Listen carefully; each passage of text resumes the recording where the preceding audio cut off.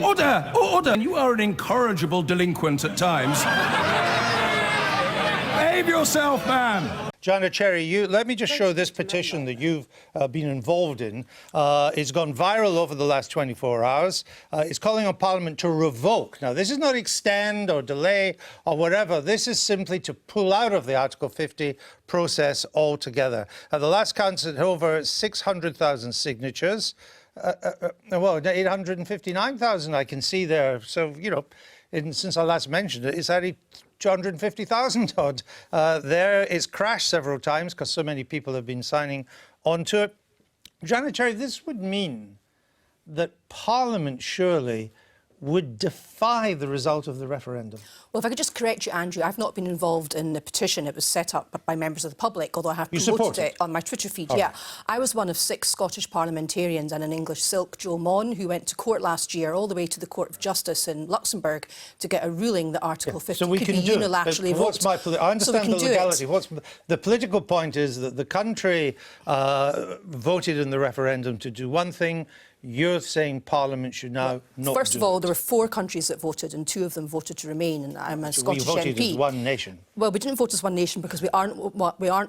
We are. We are a unitary state made up of a number of nations. But we could argue about that all day, Andrew, and I'm sure we'll argue about it further in the future. Right. But what's the answer to my point? What the SNP want to do, and I'm an SNP MP, we want the vote, we want the position to be put back to the people. Theresa May can't get her deal through Parliament. We want it to go back to the people with an option to remain.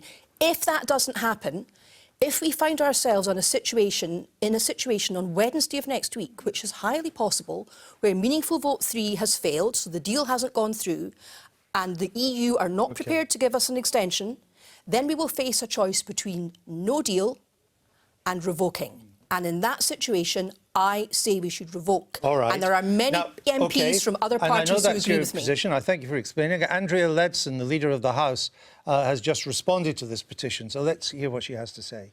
I was made aware this morning that there were some technical problems with the e-Petitions Committee website, which they are working very quickly to restore. So I think I can reassure her that the website will be back up and running just as soon as possible.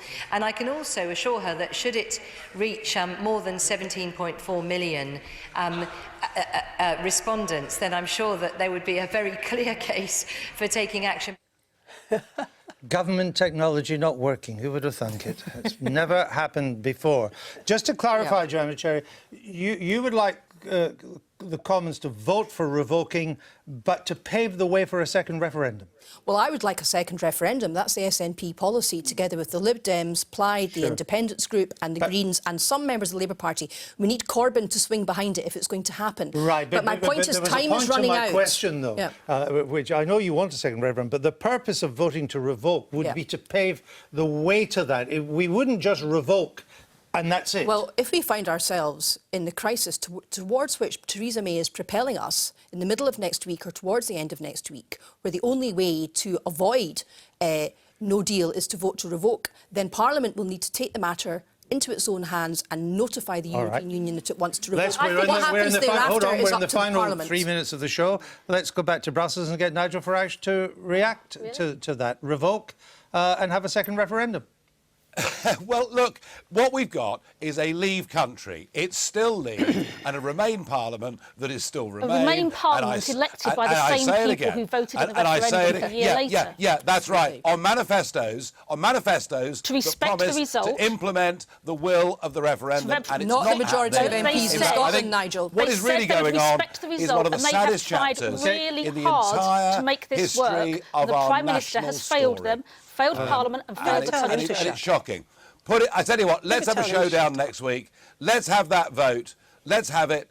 Give MPs a straightforward binary choice. Revoke Article 50, call the whole thing off, ignore the greatest democratic exercise in our nation's history, or leave at 11 p.m. next Friday and become an independent nation. Nigel Farage, thank you for that. We'll let you go. I know it's a busy day in Brussels for you. Anna Soubry, would you vote to revoke Article 50 to pave the way for a second referendum? I don't want to, because I want it to go back to the British people, and I think it would be a betrayal of the trust if that was the way to it. But there is also, remember, in that event, there is nothing to stop the country then from triggering Article 50 again if we felt it was right. So it's not as simple as saying if you revoke, that's the end of it. We would look a bit silly internationally to revoke it and then institute it again. Pretty damn even silly more, already. even more silly. I think it would be one of the biggest dangers to democracy if we were to go down that route. I don't actually see that happening either.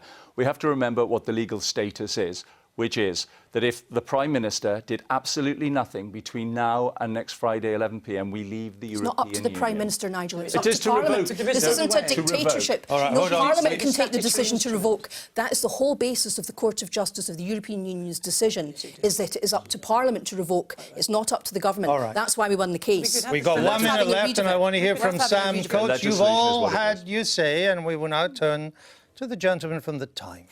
Sam Coates, can I put it to you politely that there's not a cat's chance in hell that Parliament will vote to revoke? Today, that is undoubtedly true. I think there's about 120 MPs, Lib Dems, SNP, TIG, a few in Labour. I even found a Tory minister who said they'd vote to revoke and give up politics afterwards. Can you name him? No. Or her? Or her, or it. However, next Thursday, if there is no resolution and we have a binary choice between no deal, with all that that brings, and revocation, with all that that brings, that's when it gets tasty. Very well, tasty. Well, it's another quiet day here in the Palace of Varieties. There's not much happening.